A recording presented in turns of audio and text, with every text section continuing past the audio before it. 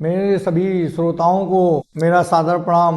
मैं नित्य प्रतिदिन की तरह आज ज्ञान की चर्चा में आप लोगों के मध्य शरीक हो रहा हूँ और उम्मीद करता हूँ कि पिछले दिनों से जब से ज्ञान की चर्चा शुरू हुई है तो हमने अलग अलग विषयों पर आप लोगों से बात की है और अलग अलग विषयों पर चर्चा हुई है और हमने बराबर ये प्रयास किया है कि हमें जो ज्ञान मिला है वो आप लोगों तक पहुँचे। जो प्रभु ने हमें ज्ञान दिया उस ज्ञान का लाभ सब लोगों तक पहुंच सके और इसीलिए हम कहते हैं हमारा निष्काम कर्म है। ये ज्ञान की पाठशाला जो भी हम आयोजित करते हैं ये शांति धर्म के बैनर तले ये हमारा एक निष्काम कर्म निष्काम सेवा है जिसमें हमारा कोई लाभ कोई लोभ कोई लालच नहीं, केवल एक उम्मीद है, एक इच्छा है, एक दिली इच्छा है कि हमारा ज्ञान जो हमारे पास है जो प्रभु ने हमको दिया वो हम आप लोगों तक पहुँचाएँ। इसी भावना के साथ आप लोगों के मध्य हम नए नए विषयों पर उपस्थित होते हैं और नए नए विषयों पर बात करते हैं और हम अपनी बात समझाने का पूरी तरह से प्रयास करते हैं। ये अलग बात हम कितना समझा पाए ना समझा पाए और जहाँ तक हमारा ज्ञान है वहीं तक हम समझा सकते हैं, क्योंकि पूर्ण ज्ञानी तो सिवाय ईश्वर के कोई हो नहीं सकता।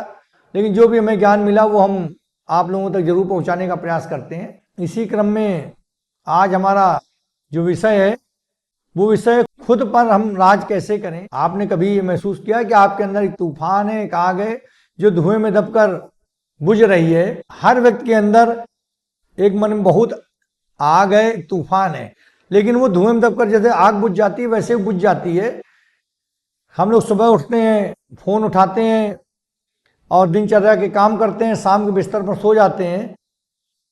क्या किसी ने विचार किया कि जो हमारे अंदर इतनी एनर्जी है वो कहाँ गायब हो रही है? एक तूफान है, एक आग है, लेकिन कहाँ गायब हो रही है, उसका मतलब जा कहाँ रही है? सुबह उठते हैं, अपना दिनचर्या काम निपटाते हैं, शाम के तक के फिर सो जाते हैं। किसी के पास सोचने का समय नहीं कि उसके साथ दिन भर में क्या हुआ। किसी व्यक्ति के पास सोचने का समय नहीं होता कि दिन भर में उसने अपनी जिंदगी के साथ क्या किया। इसका सबसे बड़ा कारण यह है कि हम लोगों की एक आदत हो गई है अपने मन के गुलाम बनने की। जैसे किसी को गाना सुनना अच्छा लगता है वो गाना सुनना चाहता है, किसी को डांस करना अच्छा लगता है डांस करना चाहता है, किसी को पढ़ना अच्छा लगता है वो पढ़ना चाहता है, किसी को चोरी करना अच्छा लगता है वो चोरी करता है, किसी को भगवान में ध्यान लगाना अच्छा भगवान में ध्यान लगाता है। यानी हर व्यक्ति अपने अपने मन का गुलाम है। और ये बिल्कुल सत्य है कि कोई भी गुलाम कभी दुनिया पर राज नहीं करता, चाहे मन का गुलाम हो चाहे किसी चीज का गुलाम हो। गुलाम तो गुलाम, यानी हम लोग अपने मन के गुलाम हो गए और मन को गुलाम कभी दुनिया पर राज नहीं करता। सबसे बड़ी बात है यही भारत की धरती है जहां आत्मशक्ति और योग के साधन दिए गए। इसी धरती से योग के साधन दुनिया को मिले, आत्मशक्ति के साधन मिले।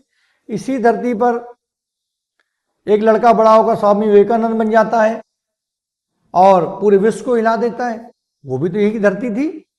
इसी धरती पे एक से एक महान ऋषि मुनि पैदा हुए जिन्होंने पूरे संसार को अचंभित किया, अपने दिव्य प्रकाश से, अपने दिव्य ज्ञान के प्रकाश से अलौकिक कर दिया। यानी यहीं पे हम लोग अपने मन के गुलाम होकर अपनी एनर्जी बर्बाद कर रहे हैं और कुछ नहीं कर पा रहे। जो गुलाम तो दुनिया पर राज ही नहीं करता तो हम लोग कैसे राज करेंगे।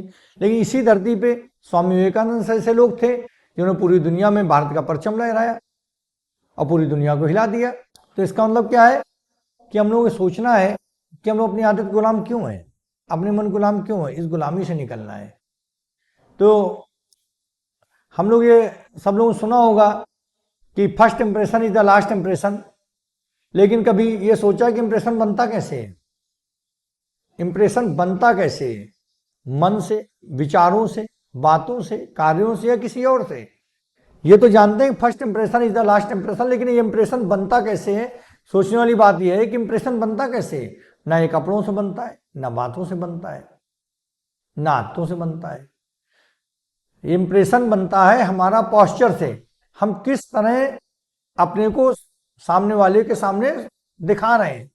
जैसे कोई व्यक्ति का अगर कंधा झुका है, गर्दन झुकी है, तो वो तो ऑलरेडी झुका हुआ शरीर, धसा हुआ सीना और झुकी हुई गर्दन, ये तो अपने आप प्रतीक हैं कि वो गिल्टी महसूस कर रहा है, और जो व्यक्ति इस पोस्चर में है ऐसे कि इसका शरीर झुका हुआ है, सीना धंसा हुआ है, उसमें आत्मविश्वास ही नहीं है। जब आत्मविश्वास ही नहीं तो क्या करेगा, यहीं से बात खत्म हो जाती। इसका हमारे जीवन में हमारा सबसे महत्वपूर्ण कार्य क्या है, अपनी पोस्चर को सही करना। पोस्चर सही मतलब हमारा सीना निकला हुआ हो, गर्दन सीधी हो, रीढ़ की हड्डी सीधी हो, गर्दन सीधी हो, कंधे पीछे के हो और सीना निकला हुआ है। ये जो पोस्चर है ये हमें आत्मविश्वास दिलाती है। और जब इस पोस्चर में होते हैं, जब सीना धंसा होता है और गर्दन आगे को निकली होती है और सीना धंसा होता है, तो ये जो पोस्चर होती है इसमें अपने दिमाग को अनजाने में एक सिग्नल भेज रहे होते हैं, कि हम कमजोर हैं। तो ये पोस्चर जो है, ये पोस्चर बहुत महत्वपूर्ण है। इसका हमें सबसे पहले अपने पोस्चर पर ध्यान देना चाहिए। हमारा पोस्चर सही पोस्चर है कि सीना निकला हो, कंधे पीछे हो और गर्दन रीढ़ की हड्डी सीधी हो। जब ये पोस्चर होगी तो अपने आप हमारे अंदर आत्मविश्वास बढ़ेगा। इसका एक प्रमाण भी है। अब आज की डेट में हार्वर्ड यूनिवर्सिटी में दी हुई है, जिसमें बताया गया है कि अगर हमारे पोस्चर इस तरह से है कि सीना निकला है, कंधे पीछे, गर्दन रीढ़ की हड्डी सीधी है, तो ये 20% हमारा टेस्टोस्टेरोन लेवल बढ़ा देती है। टेस्टोस्टेरोन कॉन्फिडेंस हार्मोन 20% बढ़ जाता है और 20% कार्टिसोल स्ट्रेस हार्मोन कम हो जाता है। यानी जो चीज स्वामी विवेकानंद पहले कह गए थे वो आज की साइंस भी मान रही है। इसका हमें क्या करना चाहिए, सबसे पहले हमें अपनी पोस्चर सही करना चाहिए। हम कैसे अपने को रिप्रेजेंट कर रहे हैं। इसीलिए सेना में जब कोई भर्ती के लिए जाता है उसको बंदूक पकड़ना पहले नहीं सिखाया जाता, उसको खड़े होना सिखाया जाता है। किस पोजीशन में खड़े होना है कि हमारा सीना निकला हो, रीढ़ की हड्डी गर्दन सीधी हो, कंधे पीछे को हो और इस तरह हमारी पोजीशन हो। तो ये हमारे आत्मविश्वास को दिखाती है। इससे हमारे दिमाग में अपने आप आत्मविश्वास जागता है। इसीलिए सेना के जवानों को पहले खड़े होना सिखाया जाता है, बाद में बंदूक पकड़ना सिखाया जाता है। यानी अगर हमें अपने को इस दुनिया में रिप्रेजेंट करना है, first impression is the last impression दिखाना है, तो ये कि हम अपनी पोस्चर सही करनी होगी। एक बात। दूसरा लेसन क्या है इसका, दूसरा विषय ये है कि सबसे बड़ी बुराई क्या है कि हम लोग सदा हिलते डुलते रहते हैं। कभी पैर हिल रहा है, कभी हाथ हिल रहा है, कभी हम मोबाइल कुछ खोज रहा है। यानी आज की पीढ़ी की सबसे बड़ी समस्या यह है कि अपने को स्थिर नहीं रख सकती, 5 मिनट स्थिर नहीं रख सकती। अच्छा, हमारा दिमाग क्या है, एक लेजर किरणों की तरह समझो। जैसे किरणें अगर फैली हुई हैं तो कुछ नहीं कर सकती, और वही किरणें लेजर गाइडेड जैसे होती हैं कि एक पॉइंट पर गिरती है तो स्टील को भी काट देती हैं। यानी हमें अपने दिमाग को एकाग्रचित करना है। अगर हम अपने दिमाग को एकाग्रचित नहीं कर पाते तो हमारी जो एनर्जी है सारी एनर्जी बेकार जा रही है। वो एकाग्रचित ही नहीं तो कर क्या पाएंगे हम। तो यानी हमें हिलने डुलने से बचना है, यानी हमें स्थिर रहना है। कम से कम 10 मिनट स्थिर होकर तो देखें। एक ऐसा आसन बनाएं, चाहे कुर्सी पे या जमीन पे, जहां हम 10 मिनट स्थिर बैठ सकें। और अगर 40 से 50 मिनट तक स्थिर बैठ जाएं तो निश्चित रूप से जब हम अपने शरीर को स्थिर कर लेंगे तो मन को स्थिर करने की पहली सीढ़ी है। और जो व्यक्ति अपने मन को स्थिर कर लेगा वो स्थिर प्रज्ञ बन जाएगा और वो परमात्मा से उसका मिलन हो जाएगा। यानी हमारा परमात्मा से मिलन का रास्ता, उसकी शुरुआत कहाँ से है, अपने शरीर को स्थिर करने से। और जब हमारा शरीर स्थिर हो जाएगा तो मन स्थिर हो जाएगा। जब मन स्थिर हो जाएगा तो ऑटोमेटिक हम स्थिर प्रज्ञ बनेंगे और परमात्मा से मिलन कर सकते हैं। यानी हमें अपने शरीर को स्थिर करने पे ध्यान देना है। 5 मिनट, शुरुआत में 5 मिनट बहुत कठिन लगेंगे, लेकिन धीरे धीरे 5 minute, 10 minute, 15 minute, 20 minute, 40 minute, 45 minute, धीरे धीरे समय बढ़ता जाएगा। तो हमें हिलते डुलते नहीं रहना है, हमें अपने दिमाग को भटकाना नहीं है।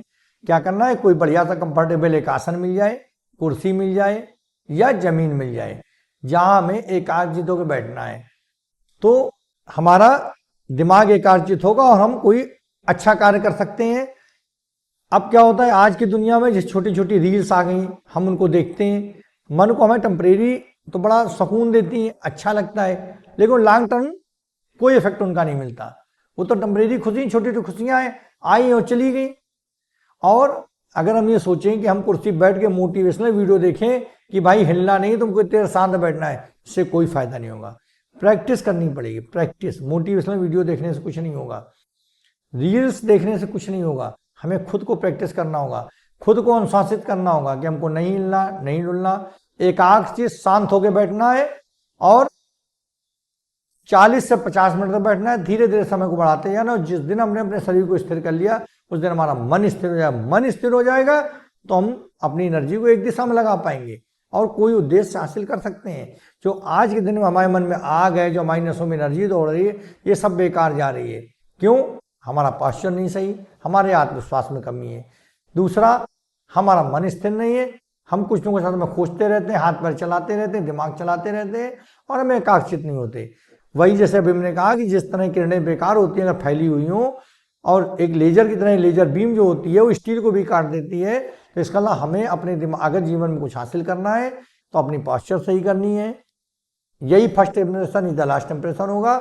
और हमें अपने शरीर को स्थिर करना है। जब शरीर स्थिर होगा तो ये पहली सीढ़ी है मन स्थिर करने की। और जब मन स्थिर हो जाएगा तो हम स्थिर पर बन जाए, फिर तो परमात्मा से मिलन कर सकते हैं। फिर इस संसार में क्या बचा पाने के लिए? तो बहुत छोटी सी बात है। तो मित्रों, आज जो लोग हमारी इस वीडियो को देख रहे हैं वो हमारी बात को गंभीरता समझे कि उनके मन में बहुत बड़ी आग होती है। हर व्यक्ति के मन में एक आग है, एक तूफान है कुछ कर गुजरने की, लेकिन इसके बाद भी उसकी वो एनर्जी, उसकी भी सोच, ताकत सब व्यर्थ जा रही है। क्यों? वो मन का गुलाम हो गया है और गुलाम कभी दुनिया पर राज नहीं करता। आखिरी बात, इसलिए हमको गुलामों की तरह नहीं जीना, हमें अपने मन को स्थिर करना है, अपनी पास्चर को सही करना है, मन में आत्मविश्वास लाना है और एक सबल शरीर, आत्मविश्वास से भरे हुए व्यक्ति की तरह इस संसार में कुछ कर गुजरना है। यानी अपनी एनर्जी को यूज करना है, बेकार नहीं करना है। जो तूफान है उसको कुछ रूपांतरण देना है और हमें एक अच्छे व्यक्ति बनना, महान व्यक्ति बनना है। तो मित्रों, आज जो हमने बात कही कि हमारे अंदर जो एनर्जी है और जो तूफान है उसको हम कैसे एक दिशा दे सकें, यानी अपने मन पर हम कैसे राज कर सकें, तो इसी विषय में आज हमारी बात थी। और आज इसी के साथ ज्ञान चर्चा को नहीं समाप्त करते हैं। अगले दिन फिर इसी में कुछ और लेसन्स के साथ आप लोग मध्य उपस्थित होंगे और इस ज्ञान चर्चा को आगे बढ़ाएंगे। तब तक के लिए हम आप लोगों से विदा लेते हैं। नमस्कार। ओम नमः शिवाय। जय बोले।